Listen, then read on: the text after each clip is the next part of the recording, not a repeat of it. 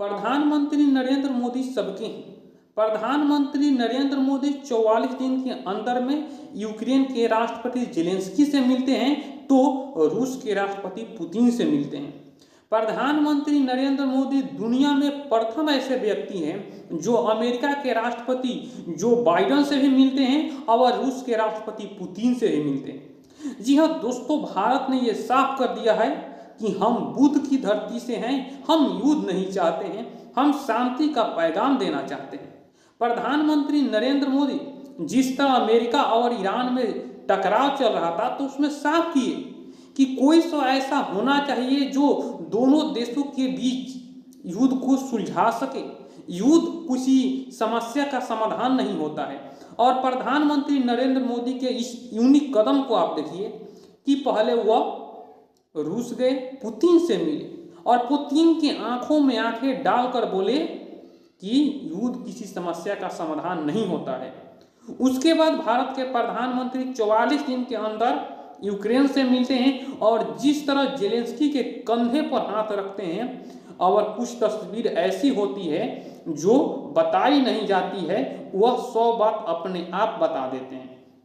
और जिस तरह वहां पर गए और यूक्रेन से भी साफ कर दिया, यूक्रेन ने जिस तरह कहा कि आप अगर रूस से कच्चे तेल नहीं लेंगे तो युद्ध रुक सकता है, लेकिन उन्होंने कहा कि नहीं, जो ऊर्जा के क्षेत्र में भारत की जरूरत है वो करेगा और हम गोली और बंदूक देने नहीं आए हैं। कभी तो ये युद्ध रुकेगा, जब युद्ध रुकेगा तो हम पुनर्निर्माण में आएंगे, हम यहाँ पर कंस्ट्रक्शन के काम करने के लिए आएंगे, हम घाव में मरहम लगाने के लिए आएंगे।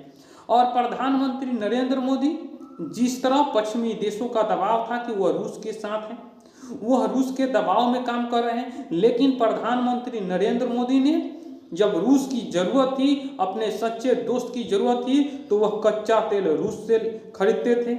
उसके बाद आप देखिए प्रधानमंत्री नरेंद्र मोदी आंखों में आंखें डालकर रूस से भी कहा कि युद्ध रुकिए और उन्होंने जाकर यूक्रेन में कहा कि आप भी युद्ध रुकने की पक्षधर कीजिए। जी हाँ दोस्तों, जेलेंस्की का एक बयान भी आया है कि अगर भारत चाहे तो दिल्ली में आकर हम एक मेज पर पुतिन के साथ बैठने के लिए तैयार है। यह नरेंद्र मोदी के कूटनीतिक जीत नहीं है।